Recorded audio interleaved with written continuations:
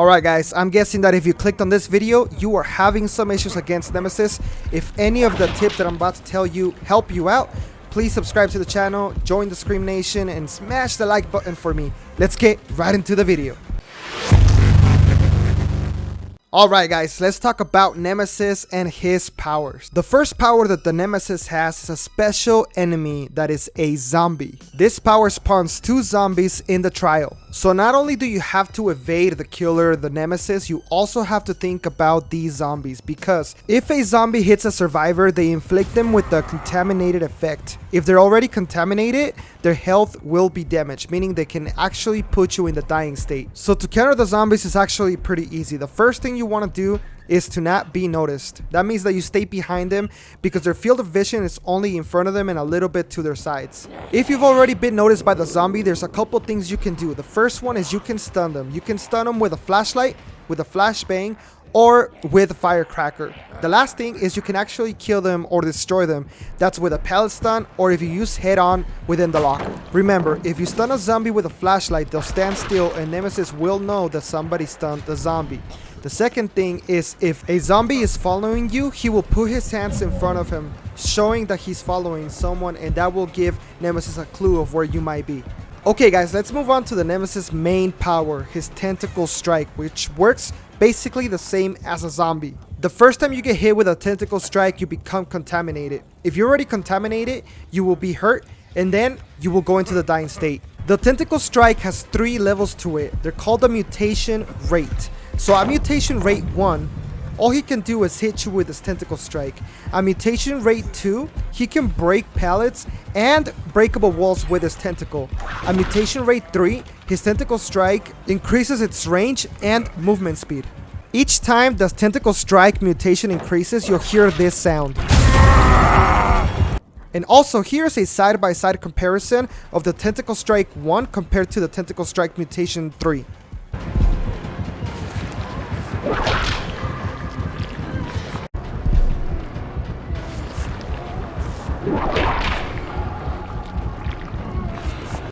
When playing against a really good Nemesis, they will try to get to mutation rate 3 as fast as possible. Your job if you're being chased by the Nemesis is to avoid that at all costs. When being chased by the Nemesis, you have to take 2 things into consideration. The first one is zombies. Stay away from zombies and don't try to loop around zombies because you will get hit. The second one is to avoid windows because he can definitely hit you through the window. Instead, try and loop him around pallets and only drop the pallet at the very last second when you know you will stun him. If you try to take a window while being chased by Nemesis, he will read that and definitely hit you with his Tentacle Strike. Instead, try and loop around pallets so that he doesn't know whether you're going to drop the pallet or just keep looping him around the same location. Now, a quick disclaimer guys, any of the information that I'm giving you could change at any moment. They always make changes to killers, so that could happen at any point. If that does, of course, try and get the right information and not just go off of what I'm saying here in the video. Now, one of the great things about looping Nemesis is that he is considered one of the tallest killers in the game, meaning that you can see him around structures. Whenever you're trying to loop him, you don't have to just go based on where his red stain is like most killers.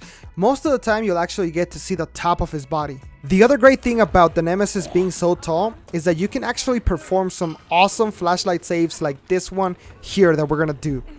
Above the hay because his head pops out so high above the ground. So use his stature to your advantage so that you can last longer when looping him. But okay, let's talk about the best tip that you can use when you're going up against Nemesis. And that is to fake dropping a pallet. You can see in this video how I go up to a pallet, and as soon as I know that he's about to use his Tentacle Strike, I don't drop the pallet. I just fake going to it and I move to the side so that his Tentacle Strike doesn't hit me. This is probably the most useful tip against any Nemesis in the game.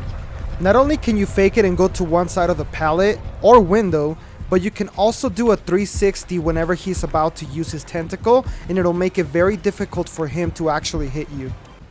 Just like I show in this clip, the Nemesis is coming for me. I know there's a pallet in front of me. Instead of going to it, I do a little 360 because I know he's gonna hit me with his tentacle. I fake going to the pallet and I juke him. You can do this several times before you actually drop the pallet, guys. So I'm gonna do it again. I'm gonna fake dropping the pallet, and then I'm gonna keep running. He's gonna bring his tentacle up because he wants to hit me. Now I'll drop the pallet. That's how you juke the Nemesis. If a 360 is too hard, you can also just juke him by going left and right. When the Nemesis has his tentacle charged up, it is very difficult to use, so it's very hard for him to actually hit you with it.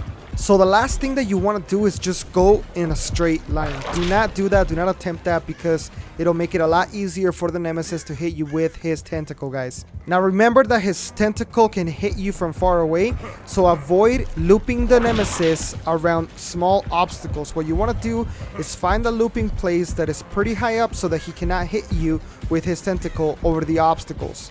If you can loop the Nemesis around these structures, eventually they will give up if you know how to play the pallets correctly.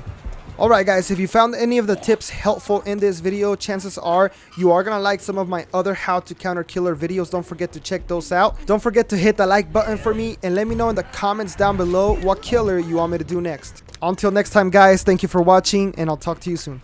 Bye! Turn on the TV and turn off the lights. Turn on the TV and turn off the lights. Turn on the TV and turn off the lights. Turn on the TV and turn off the lights.